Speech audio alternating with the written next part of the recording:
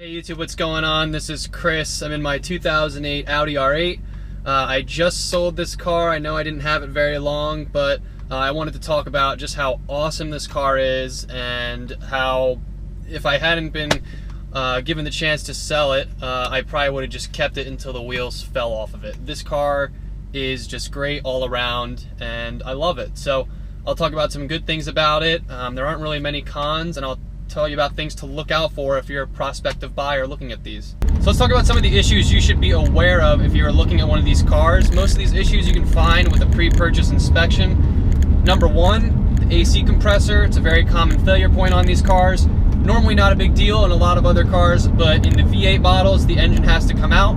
I believe one forum member successfully did leave his engine in for the AC compressor removal for a V8 car, but it took him, I think, like 25 hours or something absurd. So yeah, keep that in mind. V10 cars, you can do the AC compressor, I think, without removing the engine, but it's still labor intensive.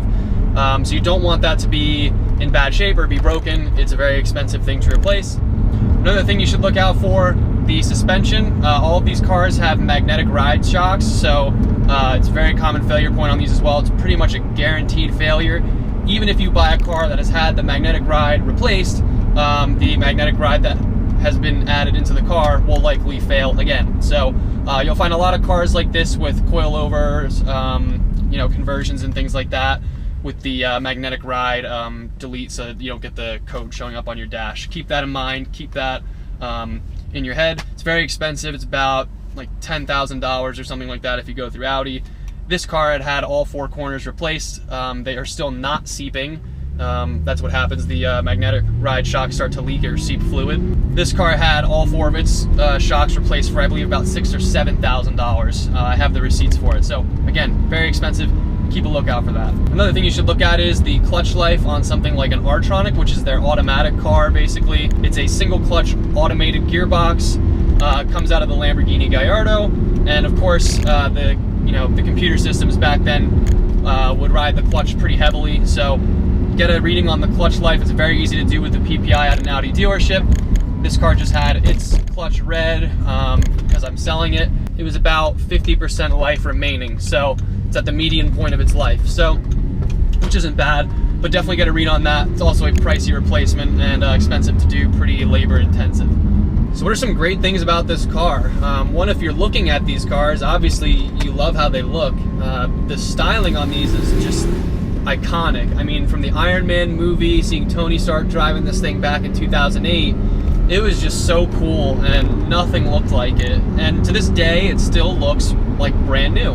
I park it next to my friend's brand new 2020 R8. I've parked it next to 488s like Ferraris and stuff like that. And then the car looks great. It doesn't look old at all. Obviously, you know it's an older car if you're a car guy, but it's not like it looks old. It looks like it's a brand new, beautiful car. You have those iconic angel eye headlights that started the whole angel eye, like LED headlight trend that's now in pretty much every car.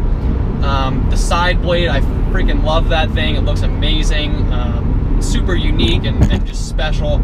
And it's just such a cool looking car. Inside and out, the styling is so unique and unmatched, and I'm really gonna miss that. Another thing, honestly, the performance is way, way, way better than I thought it would have been.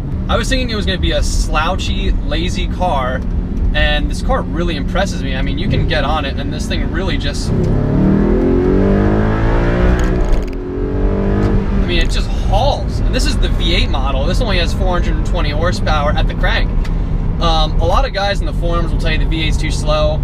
I don't really think so. I mean, I drive on back roads and windy roads all the time when I go on drives, and this is plenty fast to just rip out of turns.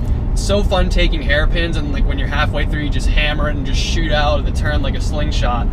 I mean, it's just awesome. And the engine sounds so good. It's a high revving, flat plane crank, German V8. I mean, it just sounds so good. And the induction noise, I mean, you can really just hear the intakes just sucking in the air. I mean, it just sounds so cool having the engine right behind you, and it's just awesome. It's such a good sporty feel. Handling is also superb. Really good. The steering is great, like you'd expect from the Porsche, Volkswagen, Audi group type cars. It's really precise, really good, like weight and feel. Feedback from the road is excellent, but it's not really anything like you would be agitated driving it for long periods of time, driving some cars that have really touchy and like very, very sporty steering. You know, this is definitely more like daily friendly, but if you're taking it on back roads and winding through turns, it's very, very precise, very accurate steering. My friend who just got rid of his GT4, that car's steering is extremely sharp and precise, and he drove this. We swapped cars for a day, and he really liked the steering in this and said that this car impressed him a lot, just in terms of handling and performance and things like that. The other thing I really liked about this car, it's very spacious and comfortable. A lot more comfortable than I would have guessed. It's actually pretty big in here, pretty roomy. You guys might remember in my Cayman review, I said that car had space in it, but it was obviously pretty small. It kind of felt like you were wearing the car like an outfit. Is that like snug feel? This is very like loungy feeling inside, which is nice for me. I'm pretty tall. I have plenty of headroom though. I have plenty of leg room. I took this car on a 10-hour drive when I drove it home from Detroit where I picked it up, and I was not, like, my butt wasn't sore, my legs weren't sore, I wasn't really agitated or anything like that having driven it or tired. So it's really great for that if you plan on dailying it or taking it on road trips and things of that nature. The car's also pretty good for daily driver duty. I have a friend with a 2014 R8 with the V8 and the DCT. He dailies his all the time and takes on long road trips, really loves it. I know a lot of people that mention daily driving theirs, even the V10 models, and you know, the gas mileage obviously isn't great for dailying, but if you don't really care, it's an extremely comfortable and fun car to daily drive. And it's just easy to drive. It's just such a comfy, easy car to be in, which is just really great. As far as cons go, I don't really have any. I really can't think of anything other than some of the failure points that I mentioned earlier. I mean, that would really be the only cons, but as long as your car checks out, I mean, the driving experience in it is going to be a fantastic time. I'm telling you right now, if you are looking at one of these or you are considering one, you will not find a better car in the price range of 60 to 70,000 than the Audi R8. It seriously cannot be beaten. I don't think there's any other car that I would rather have for the price than this. It looks exotic, looks special, feels special when you're driving it. It evokes a really just great emotion when you're inside of it. People love the car, people love to see it, which is great.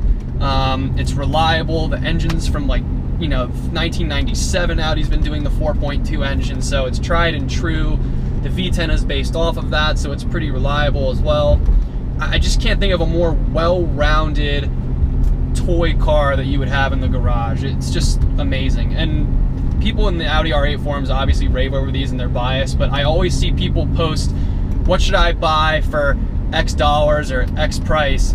And every time there's always bound to be people saying, buy an Audi R8 for that. Like, you should just get an R8. And I completely agree. After getting rid of this one, honestly, I think I'll probably just end up getting another R8, like a V10, or even maybe a V8 with the DCT or the gated manual.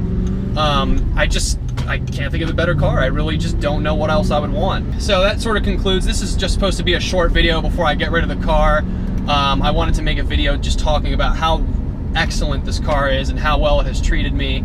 And I hope if you have any questions, you comment them below. I'm happy to answer them regarding the R8. Go and test drive one, go enjoy one, and you'll see what it's all about, and I think you'll fall in love just like I did. So thank you guys very, very much for watching. As always, be sure to subscribe to see my next car. Take care.